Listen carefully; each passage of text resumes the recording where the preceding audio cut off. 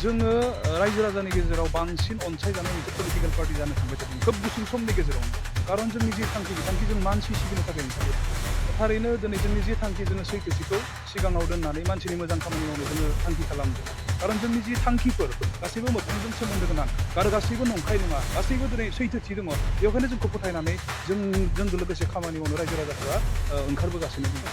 दिनै बेखौनोथ' जोङो जि राजखान्थि खालामनो नागिरदों मानसिनि राजखान्थि होननानै बुङो बेयाव हारिनि खोथा गैया जोङो मानसिनि मोजांनि थाखाय खामानि मावनो नागिरदों माने गुबुन गुबुन हारिनि सुबुंफोरनि थाखायबो जों खामानि मावनो नागिरदों बेयावनो जोंखौ अनसायदों थारैनो जों गोजोननाय मोन्दों थांनाय 2 तारिख एप्रिलाव अल्टारनेटिभ पार्टि अफ बर'लेण्डखौ जों जोनोम होदोंमोन बेयाव जोङो सेन्ट्रेल कमिटिखौ जों दानानै लादों फुल प्लेजेड नङा आफादगिरि गाहाय नेहाथारि बिनिफ्राय स्पक्स पार्सन बाखि एक्जिकिउटिभ मेम्बार महरै जोङो सेन्ट्रेल कमिटिखौ जों दानानै लादोंमोन आरो बिदिनो जोङो पार्टिनि मोनसे थांखि बायदियै जिल्लाफोरखौ जों दानो थांखि लादों थ' बेबायदिहाय उदालगुरि जिल्लायाव जोङो जिल्लाखौ दाग्राखै हरसिंगा ब्लकखौ जों दाबाय आरो दिनै गिबि खेब भैरबकुन्द ब्लकआव जोङो सपनगाव प्राइमारिखौ दादों थारैनो जोंनि जि इस्सा जों जिबायदियै खावलायदोंमोन बेबायदियै जोंनि खावलायनाया जाफुंजोबदों जोङो रायजोखौ लिङाखै प्राइमारि दानो थाखाय जोङो 50ता जों लाइजाम होनायनि गेजेरजों जोङो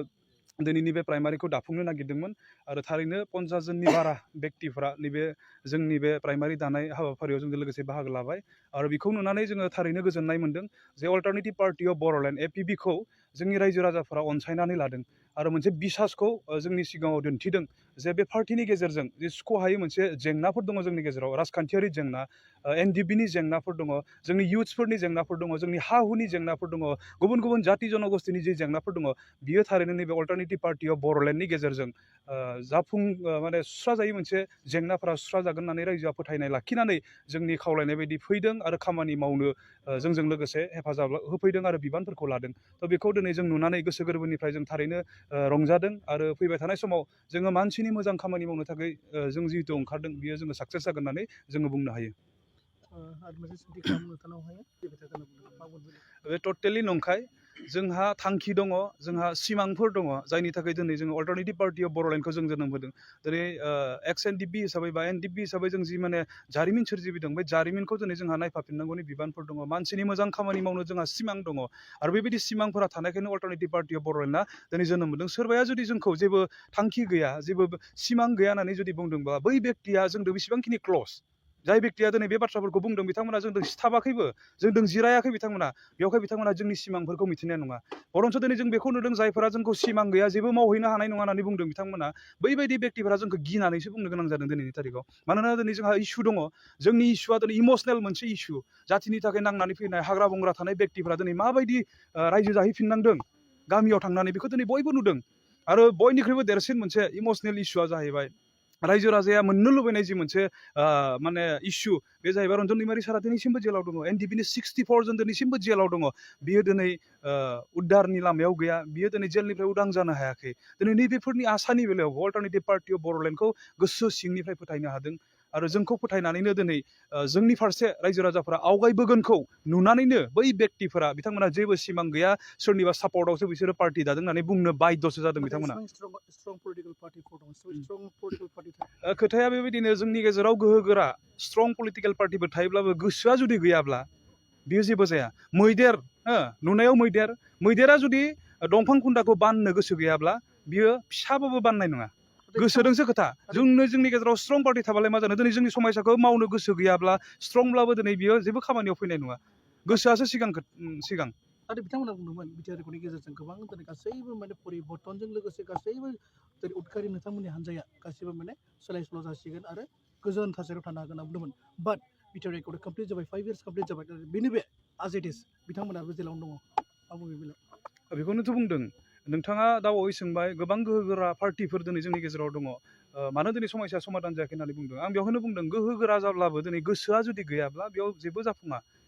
दिनै गोहोआ थाब्लालाय मा जानो गोसोआ सिगां थानांगोन गोसोआ जुदि थायोब्ला गोहो गैयाब्लाबो मालाबा नङा मालाबा जाफुंहैनायनि लामायाव थायो बेवहायनो दिनै जों बुंगोन जोंखौ सोरबाया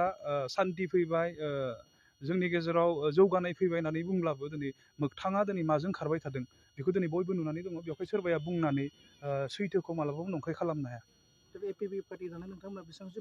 फिडबेक मोननो हादों दासिमहालागै बेसेबां मोजां फिडबेक मोननो हादों जोङो रायजो राजानि गेजेराव बांसिन अनसायजानाय मोनसे पलिटिकेल पार्टि जानो थांबाय थादों खोब गुसुं समनि गेजेरावनो खारन जोंनि जि थांखि बिथांखि जों मानसि सिबिनो थाखाय ओंखारबोदों आरो जोंनि सिमांफोरखौ नुनानै जायफोरा जोंजों जिरायदों जायफोरा जोंनि थांखिफोरखौ मोनथिदों बिथांमोना थारैनो जोंखौ बाख्नायदों आरो जोंजों लोगोसे खामानि मावनो ओंखारबोदों बेवहाय जों बुंनो हायो जोंखौ समजों लोगोसे माने खोब गुसुं समनि गेजेरावनो बे बिटिसि हालामनि मोनफ्रोमबो रायजो राजाफोरा गोसो गोरबोजों बजबनानै लागोन होननानै जोंहा फोथायनाय दङ आरो नोंथांमोना पलिटिकेल पार्टियाव फैदोंबाबो खुनु माने गुबुनफोरबायदि वर्ड्स बा गुबुन बायदि खोथा होनानै मानसिफोरखौ लिंनो गोनां जायाखै गाव गावनो ओंखारबोनायखौ नुनो मोनदों बेनि उनाव मा बुङो? थारैनो दिनै जोंनि जि थांखि जोङो सैथोथिखौ सिगाङाव दोननानै मानसिनि मोजां खामानि मावनो जोङो थांखि खालामदों बेयावखायनो दिनै जोङो बुंलायनो गोनां जायाखै गोबां जों गाब्रायनो गोनां जायाखै जेब्ला जों सासे मानसिखौ न'आव थांनानै रिकुवेस्ट खालामहैदों बैबायदि बेक्तिफोरा जोंखौ ना होननानै बुङाखै खारन जोंनि जि थांखिफोर गासैबो मोगथांजों सोमोन्दो गोनां आरो गासैबो नंखाय नङा गासैबो दिनै सैथोथि दङ बेवहायनो जोंखौ फोथायनानै जोंजों लोगोसे खामानि मावनो रायजो राजाफोरा ओंखारबोगासिनो दङ पार्सनेलि खालामनो थांनाय अपोजिसन पार्टि बिथांमोना बुंबाय थादों सरकार दानो इजि नङा आरो 40टा समस्थियाव बिथांमोना देरहागोना इजि नङा बाट अनलि बर'फोरनि भटखौ लानानै बिथांमोना मारै सरकार दानो आदार्सनि भटखौबो नांगोन होनना बुंदों आदार्सआथ' बर'जों थाखाय थ' रावबो सेन्टिमेन्ट गैया होनना बुंदों मा बुंनो बेनि बेलायाव दिनै बेखौनोथ' जोङो जि राजनिति खालामनो नागिरदों मानसिनि राजखान्थि होननानै बुंनो बेयाव हारिनि खोथा गैया जोङो मानसिनि मोजांनि थाखाय खामानि मावनो नागिरदों माने गुबुन गुबुन हारिनि सुबुंफोरनि थाखायबो जों खामानि मावनो नागिरदों बेयावनो जोंखौ अनसायदों दिनै नंगौ एनडिपिआ बर' जाथिनि थाखाय खालामदोंमोन खिन्थु पलिटिकेल पार्टि जों जेब्ला दाबाय बेयाव दिनै जोङो जाथि मोनसेनिल' खामानि मावा आरो बिटिसि होननानै बुङोब्ला 26टा जाति जनगोष्ठीखौ लाफानानै जोङो बेयाव रायजो जागासिनो दङ आरो बे रायजो जानाय मोनफ्रोमबो जाथि मोनफ्रोमबो हारि माहारिनि जेंना जेंसिफोरखौ लानानैनो नैबे अल्टारनेटिभ पार्टिया जोनोम मोन्दों सुस्रांनो थाखाय बेवहाय गुबुन गुबुन हारिया जोंखौ हहाय खालामनाय नङा बा सापर्ट खालामनाय नङा होननानै जाय बेक्तिफोरा बुंदों बिथांमोना नायलांबाय थाबानो जाबाय जोंहा बुंनो गोनां जेबो गैया समजों लोगोसे गासैखौबो नुलांगोन सोर जोंखौ सापर्ट खालामो सोर जोंखौ सापर्ट खालामा बेखौ दिनै समजों लोगोसेसो नुगोन मानोना दिनै जोङो मावनायाव 1%बो खम खालामाखै 100% जोङो गोसो होनानै खामानिखौ मावबाय थादों बेवहाय जोंहा फोथायनाय दङ गुबुन गुबुन